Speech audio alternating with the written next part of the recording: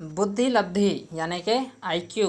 तो बुद्धि लब्धि मापन के जन्मदाता बोला जाता है, टर्मेन नामक एक वैज्ञानिक है, उनको बोला जाता है बुद्धि लब्धि मापन के जन्मदाता। और ये भी याद रखना है आपको कि जो बिने हैं, बिने नामक जो वैज्ञानिक हैं, इनको केवल बुद्धि लब्धि के जन्मदाता बोला जाता है। ये आप लोगों को याद रखना है।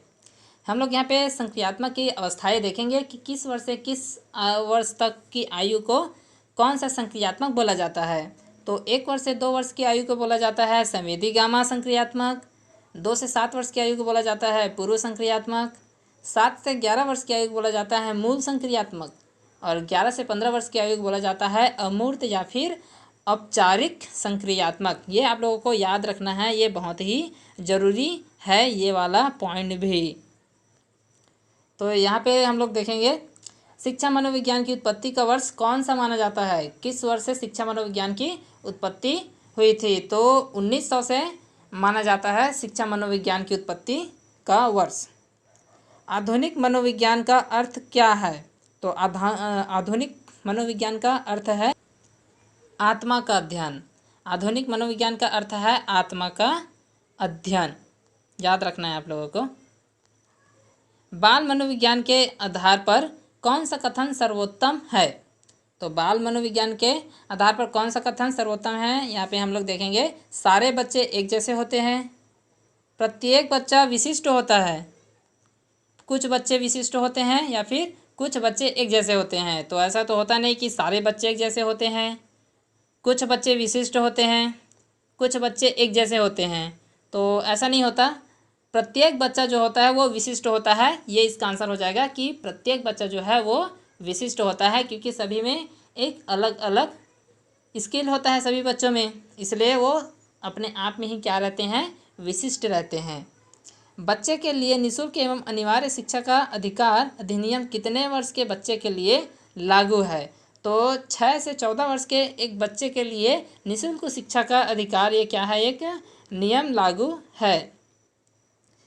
शिक्षक को ज्ञान होना चाहिए, किस चीज़ के बारे में एक शिक्षक को ज्ञान होना चाहिए। अध्यापन विषय का, बाल मनोविज्ञान का, शिक्षा संहिता का, या फिर अध्यापन विषय एवं बाल मनोविज्ञान की। तो इसका आंसर हो जाएगा डी। एक अध्यापक को अध्यापन विषय और बाल मनोविज्ञान दोनों के बारे में ज्ञान होना चाहिए। एलेक्सिया क्या है। तो एलेक्सिया जो है यह क्या है, एक पढ़ने की अक्षमता है। बहुत लोगों में होता है ना, जैसे पानी को देख करके डर लगता है, वैसे ये जो है एलेक्सिया, ये जो है पढ़ने की अक्षमता है। बच्चा ठीक से पढ़ नहीं पाता है तो उसको एलेक्सिया, मतलब समझ लो एक तरफ से एक बीमारी है एलेक्सिया। पियाजे की औपचारिक संक्रियात्मक अवस्था किस आयु अवधि तक मानी जाती है। अभी कुछ देर पहले मैंने बताया संक्रियात्मक की अवस्थाएं करके भी बताया था कि किस वर्ष से किस वर्ष तक की आयु को क्या बोला जाता है। 0 से 2 वर्ष की आयु बोला जाता है संवेदी गामा। 2 से 7 वर्ष की आयु को बोला जाता है पूर्व संक्रियात्मक। 7 से 11 वर्ष की आयु को बोला जाता है मूल संक्रियात्मक। और 11 से 15 वर्ष की आयु को बोला जाता है अमूर्त या फिर औपचारिक संक्रियात्मक। यहाँ पे क्वेश्चन क्या किया गया है, औपचारिक संक्रियात्मक। तो औपचारिक संक्रियात्मक कितने से कितने वर्ष होता है, 11 से 15 वर्ष की आयु को बोला जाता है औपचारिक संक्रियात्मक। जड़ बुद्धि वाले बालक को उसकी IQ मतलब बुद्धि लब्धि कितनी होती है।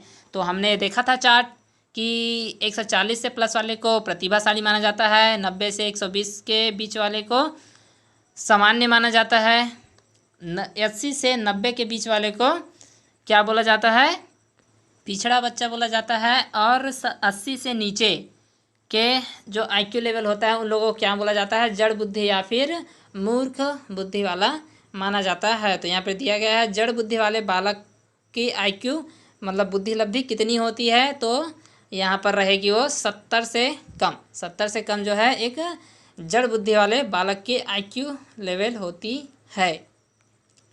किस मनोवैज्ञानिक ने अपने 3 वर्षीय पुत्र का अध्ययन किया। मतलब कौन से वैज्ञानिक, एक वैज्ञानिक थे जिन्होंने अपने 3 वर्षीय बालक का अध्ययन किया। तो वो है पेस्टोलॉजी करके एक वैज्ञानिक है जिन्होंने अपने 3 वर्षीय पुत्र का अध्ययन किया था। 2 से 5 वर्ष की आयु क्या कहलाती है, शैशवावस्था, किशोरावस्था, उत्तर बाल्यावस्था या फिर बाल्य अवस्था। तो हम लोग जानते हैं कि 0 से लेकर के 5 वर्ष तक की आयु को क्या बोला जाता है, शैशवावस्था बोला जाता है। तो यहाँ पे दिया हुआ है 2 से 5 वर्ष, तो इसका आंसर हो जाएगा ए। शैशवावस्था जो है वो 2 से 5 वर्ष की आयु को बोला जाता है।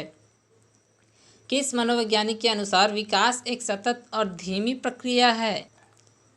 तो स्किनर जो वैज्ञानिक है, इसके अनुसार जो विकास है वो सतत और धीमी प्रक्रिया है, क्योंकि एक बच्चा जन्म से लेकर के मृत्यु होने तक क्या होता रहता है, विकसित होता रहता है। छोटा बड़ा मोटा पतला विकसित होता रहता है। बाल्यावस्था होती है, तो बाल्यावस्था कौन सी होती है? तो हम लोगों ने पढ़ा था कि 0 से 5 वर्ष की आयु बोला जाता है शैशवावस्था, 5 से 11 वर्ष की आयु को बोला जाता है बाल्यावस्था, और 11 वर्ष से 18 वर्ष की आयु को बोला जाता है किशोरावस्था। तो यहाँ पर दिया गया है बाल्यावस्था, तो वो कितना से कितना हो जाएगा, 12 वर्ष तक यहाँ पे दिया हुआ है, तो हम 12 वर्ष को ले लेंगे कि 12 वर्ष तक के आयु को बोला जाता है बाल्यावस्था। पियाजे के संज्ञात्मक विकास के अनुसार संवेदी संक्रियात्मक अवस्था होती है।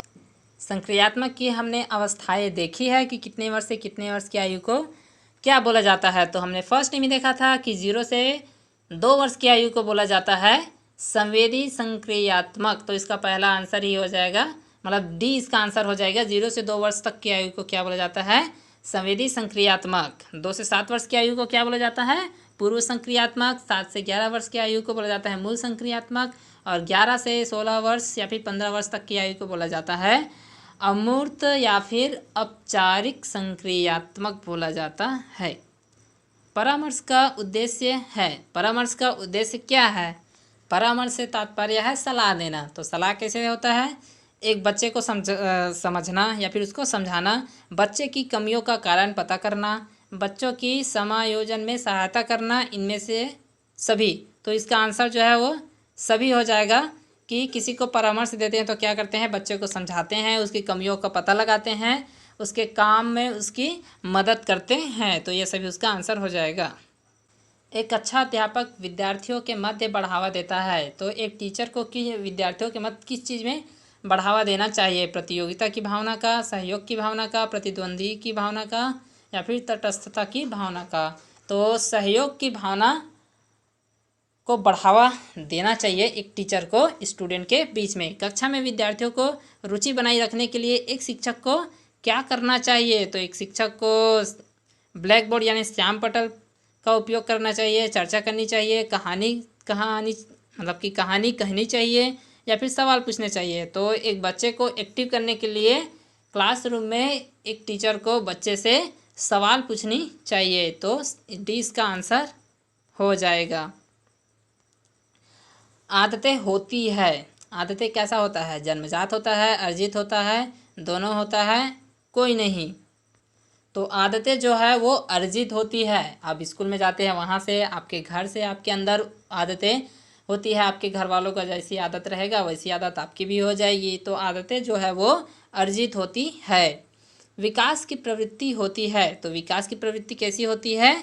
तो विकास की जो प्रवृत्ति है वो गुणात्मक होती है। विकास की प्रवृत्ति। सबसे पहले मनोविज्ञान को किसका विज्ञान कहा गया? तो सबसे पहले मनोविज्ञान जो है स्टार्टिंग में, अभी नहीं ना, प्राचीन काल में बोला जाता था मनोविज्ञान को आत्मा का विज्ञान बोला जाता था।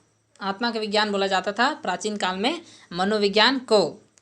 डर्टी एज कौन सी अवस्था को कहा जाता है? डर्टी एज से मतलब ये है कि एक छोटा बच्चा रहता है, अपने कपड़े खराब करके आ जाता है। तो कौन सी अवस्था को, मतलब कि कौन सी एज को बोला जाता है डर्टी एज? तो बाल्यावस्था को बोला जाता है डर्टी एज, जिसमें बच्चा जो है अपना कपड़ा खराब करके आता है सबसे ज़्यादा। मानव का विकास निम्न में से किस पर निर्भर होता है? एक व्यक्ति का जो विकास है किस चीज़ पर निर्भर होता है? उसकी बुद्धि पर, उसके वातावरण पर, उसकी बुद्धि पर, उसकी वृद्धि तथा वातावरण से मिलने वाले परिपक्वता पर।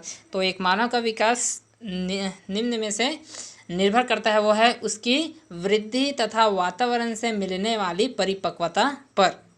शारीरिक विकास की गति किस अवस्था में बहुत कम हो जाती है? तो एक बच्चे की शारीरिक विकास की जो गति है वो बाल्यावस्था में ही क्या हो जाती है, बहुत ही कम हो जाती है। जो भी उसमें विकास जो रहता है, शारीरिक विकास, वो बाल्यावस्था में थोड़ा स्लो हो जाता है। फिर जैसे वो किशोरावस्था में प्रवेश करता है, उसका जो विकसित होने का जो प्रोसेस रहता है वो तेज़ी से कंप्लीट हो जाता है किशोरावस्था में आने के बाद। किशोरावस्था की अवधि क्या है, हमने चार्ट देखा हुआ है कि 0 से लेकर के 5 वर्ष की आयु को बोला जाता है शैशवावस्था, 5 से 11 वर्ष की आयु बोला जाता है बाल्यावस्था, 11 से 18 वर्ष की आयु को बोला जाता है किशोरावस्था। तो यहाँ पे क्या हो जाएगा, 18 वर्ष तक, मतलब 12 से 18 वर्ष की आयु को बोला जाता है किशोरावस्था। बाल्यावस्था में व्यक्तित्व होता है, तो बाल्यावस्था में जो एक बालक होता है उसका व्यक्तित्व कैसे होता है, बहिर्मुखी। तो बहिर्मुखी होता है एक बच्चे की, जो बाल्यावस्था में उसका व्यक्तित्व जो रहता है वो बहिर्मुखी रहता है। हमेशा वो बाहर जा कर के खेलने के, खास करके उसका मन लगा रहता है दूसरे बच्चों के साथ खेलने में। किस अवस्था में काम प्रवृत्ति निम्न स्तर पर होती है, तो बाल्यावस्था में किसी भी बच्चे को काम करने का मन करता ही नहीं है। और जब भी उसको कुछ भी काम दोगे तो क्या करता है, वो बहाना करता है उस काम से बचने के लिए। अधिगमन किसके बिना संभव नहीं है, अधिगमन से तात्पर्य विकास से है। तो विकास किससे आता है, प्रेरणा से, कि हाँ तुमको ये करना चाहिए। यदि किसी ने उसे प्रेरित कर दिया तो क्या करता है, वो बच्चा उसको पाने के लिए कोशिश करने लगता है प्रेरणा से, यदि किसी ने उसको प्रेरणा दे दिया तो। उम्मीद करता हूँ कि आप लोगों को समझ आ गया होगा कि एक्चुअल में बाल्यावस्था होता क्या है, बाल मनोविज्ञान में कैसे क्वेश्चन आता है, बाल मनोविज्ञान में आप लोगों को क्या जानना चाहिए, क्या क्या इम्पोर्टेंट है। इसमें मैंने बताया जैसे अवस्थाएं, उसमें दिया था अवस्थाएं, IQ लेवल, संक्रियात्मक की अवस्थाएं, इन सभी को आप लोगों को याद रखना है, क्योंकि इसी के बेस पर ही यहाँ पे क्वेश्चन बनेगा। तो इस वीडियो में यहीं तक, थैंक यू।